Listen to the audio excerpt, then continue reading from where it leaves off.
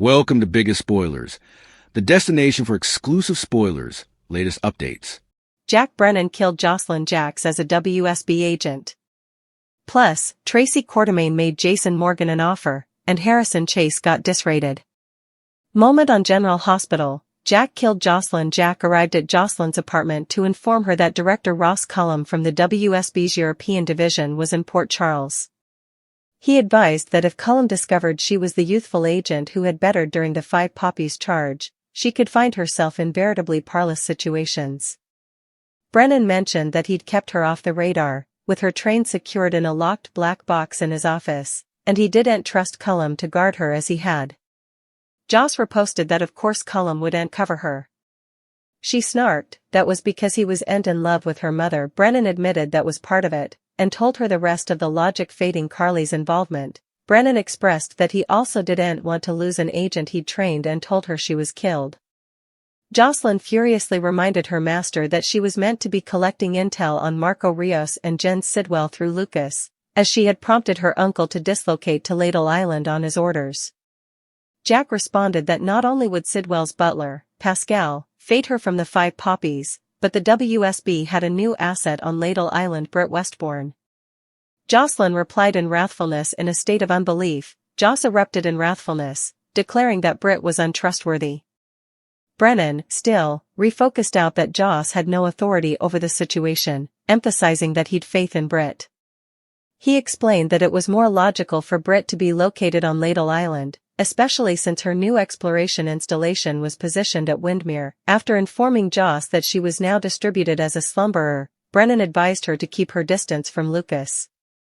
He also told her to continue living her life as usual, remaining watchful and unnoticed until she entered farther instructions. Tracy made Jason an offer believing that Jason might be linked to Drew Kane's stroke. Tracy offered to be his justification. Still, Jason comforted her that he wasn't involved.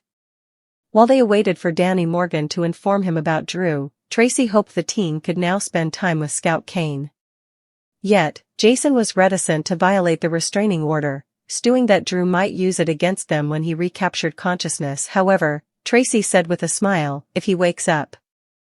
Danny became concerned about Scout upon hearing about his uncle's state. Danny incontinently became concerned for his little family. He wondered if they could convert Willow to lift the restraining order so he could be there for Scout.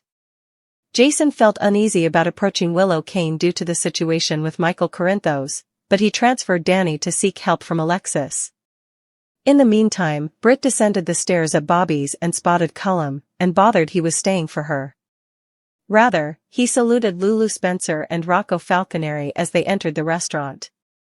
After inquiring about the break heft at Professor Henry Dalton's lab, Cullum asked what they knew about the man's exposure. After Lulu, Cullum and Rocco left, Britt started a fight with Carly. Lulu explained that they believed Dalton had fled to avoid facing charges for framing Rocco. Cullum handed Lulu his card, telling her to communicate him if they flashed back anything differently. At the counter, Britt told Carly Spencer she was moving out, saying the boarding house was a dump and that Bobby Spencer would be worried to see it. They changed cuts about their maters. Also started arguing about Jason, with Britt calling Carly hung up and pathetic regarding him. While they argued, Cullum came to the counter to pay and designedly banged into Britt, which startled her. Carly came around the counter, saying their talk was over, but Britt seized her arm, complaining she was tired of Carly's moral authority act, noting she'd also prevaricated and plotted her way through life. Carly told Britt she knew she was baiting her at that moment. Carly bared that she was apprehensive Britt was trying to provoke her and demanded an explanation for why she had summoned her to the eatery simply to instigate a battle. Britt, averring she had no intention of starting a fight, asserted that Jason was sick of Carly's drama and would leave her if he could overcome his sense of duty towards her. Just as Carly reposted that she and Jason were bound together for life, Jason arrived on the scene. When he inquired if everything was all right between them, Britt scarfed. She said that Carly had reminded her why she wanted nothing to do with him. Jason looked shocked. Elizabeth checked up on Laura, understanding how lonely it can be in an empty house. Elizabeth Baldwin visited Laura Collins at her office to check on her. She wanted to see how she was doing with Kevin Collins and Ace Cassadine in Ireland. Laura said work kept her busy, and Liz reminded her she'd always be there if Laura demanded to talk or just wanted to feel sad. Participating how her musketeers helped her through lonely times after her boys left, Liz offered to take Laura out to keep her company. Laura promised to call to arrange commodity, expressing how lucky she felt to have Elizabeth as a son-in-law, and Liz smiled, saying she was thankful for Laura too. Laura was upset to learn Cullum questioned Lulu and Rocco about Dalton. Dante met with Nathan and Chase after Liz left. Lulu came by. Laura was shocked to hear that she and Rocco had met with WSB director Ross Cullum about Henry Dalton. Laura hid her fear when Lulu said the WSB was determined to find the missing professor. Away, Dante Falconeri checked in with Nathan West regarding the substantiation review, but West had no updates. Just as Dante expressed that Chase was an illustration of how particular bias can affect judgment, Chase arrived for a meeting with the acting manager.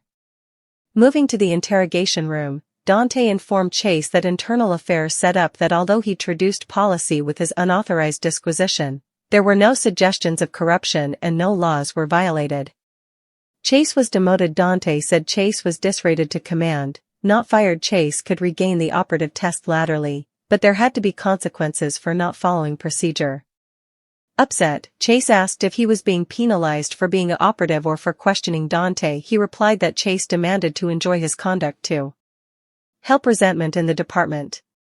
Frustrated about choosing between his job and a department that punished him for being right, Chase angrily took his IA report and left. He told Nathan to find a new mate. After hearing about Chase's reduction, Nathan offered to help since the PCPD demanded an operative. Dante was happy, knowing he'd depend on Detective West further than ahead.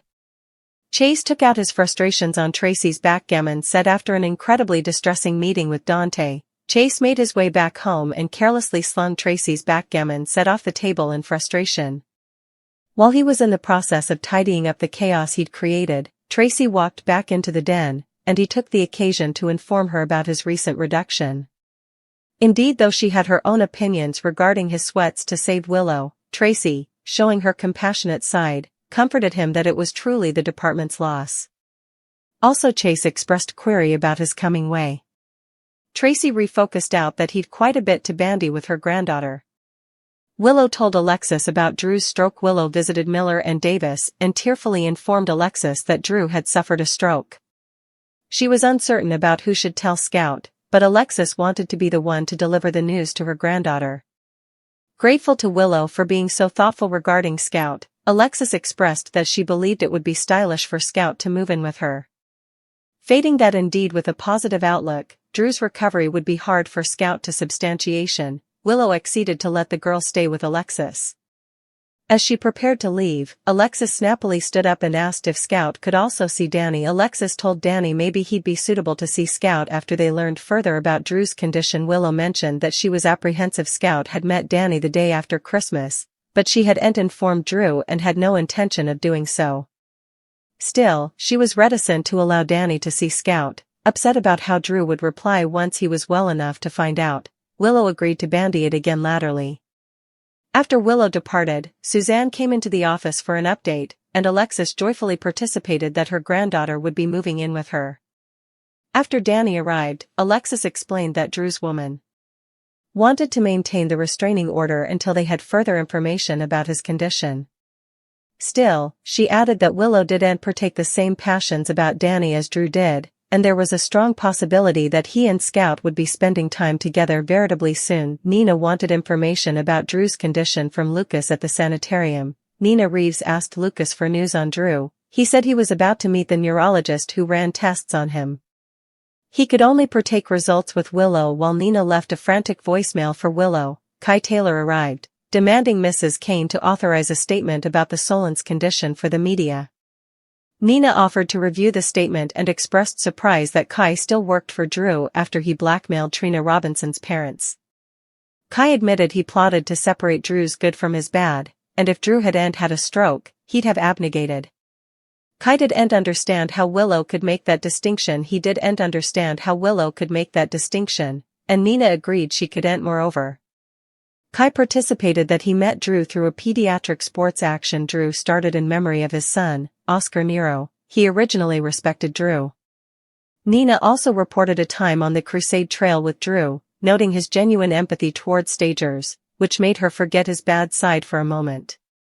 Nina suffed, wishing she could cut ties with Drew, but it was hard since he was her son-in-law. She advised Kai to hold off on big opinions, as a health extremity could change people, and the good Drew could do might overweigh his bad. Willow arrived at the hospital. When Willow got to the sanitarium, she informed Nina that Scout would be with Alexis for now, and also she approved the media statement for Kai. Soon later, Lucas came over and bared that Drew's tests indicated the stroke had impacted his motor chops and language capacities. When Kai sought further details, Willow, in gashes. The day in Port Charles began like a baptism of fire, not with water, but with whispered warnings, simmering rage, and hearts quietly preparing to break. Morning light crept through the windows of Jocelyn Jack's apartment, painting soft lines across the walls that felt far too calm for what was about to unfold. Joss stood near the couch, still half lost in the rhythm of her own life, unaware that within minutes, that rhythm would be ripped apart and rearranged by forces far larger than herself. The knock at the door wasn't loud, but it carried authority. Finality.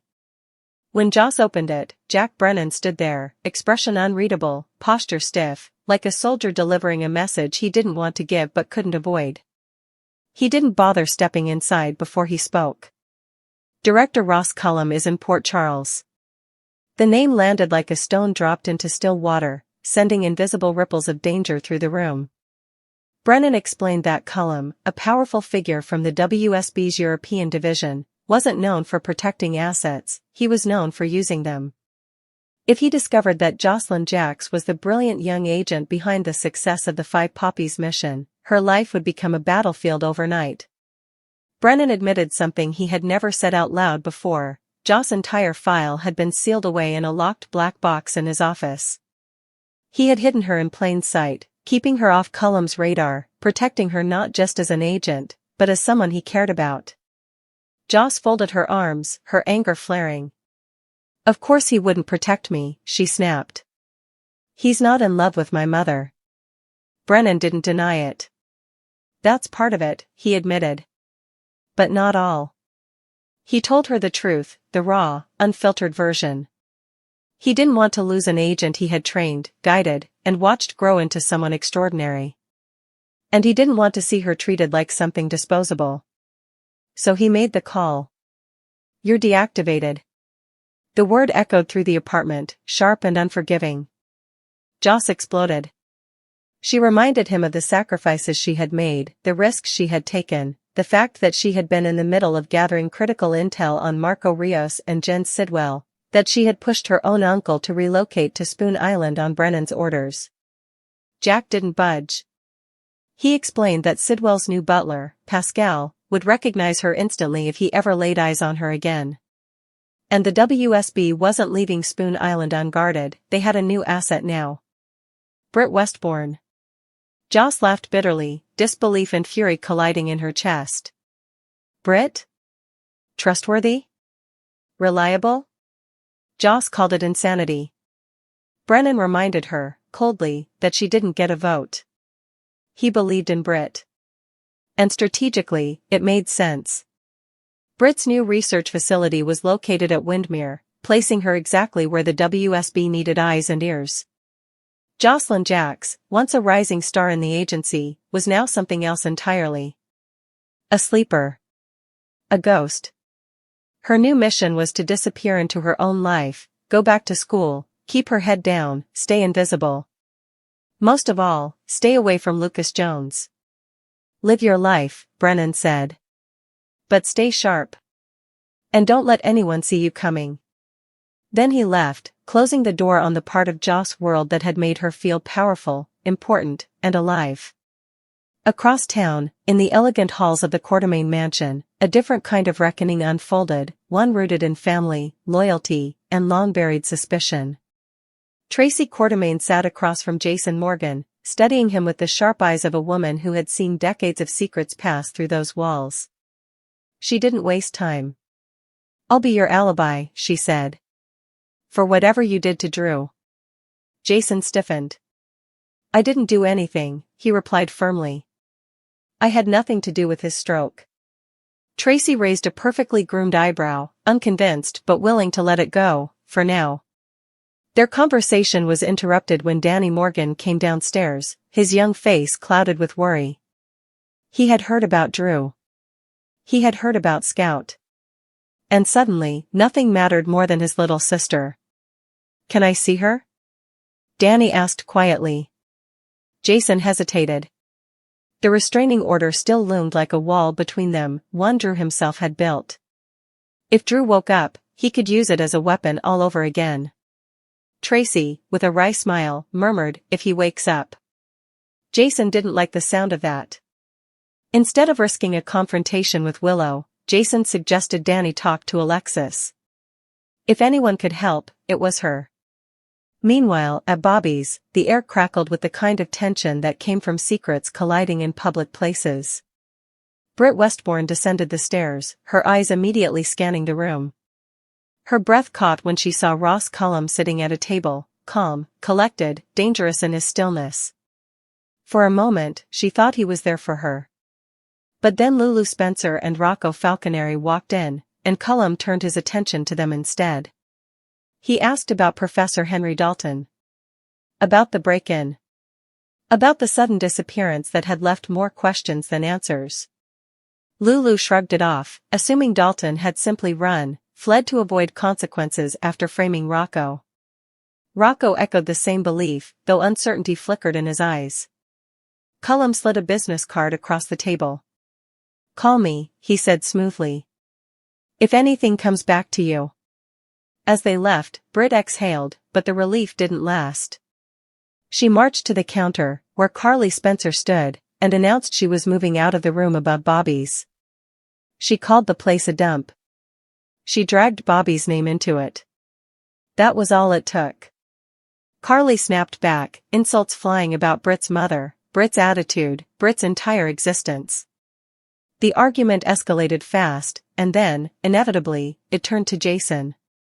Britt accused Carly of being obsessed, of clinging to Jason like a lifeline she couldn't let go of. Carly fired back, defending a bond forged through decades of blood, loss, and survival. Cullum approached the counter, paying his bill, and deliberately bumped into Britt on his way out. The contact was subtle, but it rattled her to her core. Carly rounded the counter, telling Britt the conversation was over. Britt grabbed Carly's arm, accusing her of playing the moral authority card while having built her own life on lies and schemes. That's when Carly stopped. "I know what you're doing," she said. "You baited me into this." "Why?" Britt denied it, claiming Jason was tired of Carly's drama and would walk away if he didn't feel obligated to her. Carly laughed bitterly. "Jason and I are tied for life," she said. And right on cue, Jason walked in. He asked if everything was okay. Britt didn't miss a beat. "Carly just reminded me why I want nothing to do with you," she snapped. Jason stood there, stunned, caught between two women who both knew exactly how to hit where it hurt. Across town, Laura Collins sat alone in her office, surrounded by the quiet hum of city business and personal loneliness. With Kevin and Ace in Ireland, the building felt emptier than usual, too big for one heart to fill. Elizabeth Baldwin came by, not as a nurse, not as a formality, but as family. She spoke gently about empty houses, about how silence can become its own kind of noise. She offered Laura something simple and powerful: companionship. A promise to be there, to listen, to sit in the sadness when needed. Laura smiled, grateful, calling Liz a blessing she never took for granted. But peace didn't last. When Lulu arrived and mentioned her encounter with Ross Cullum, and the WSB's determination to find Dalton, Laura's heart sank. She masked her panic behind a composed expression, but inside, alarms were blaring. At the PCPD, consequences came down like a hammer. Dante Falconeri sat across from Harrison Chase in the interrogation room, the air thick with unspoken tension. Internal Affairs had ruled Chase violated policy. He ran an unauthorized investigation. He crossed lines. But he wasn't corrupt. He wasn't criminal. Still, there would be a price. "You're demoted," Dante said. "Back to patrol." Chase exploded. He accused the department of punishing him for being right, for seeing through Willow, for refusing to look the other way. Dante didn't flinch. "You don't get to decide which rules matter," he said. "You have to own what you did."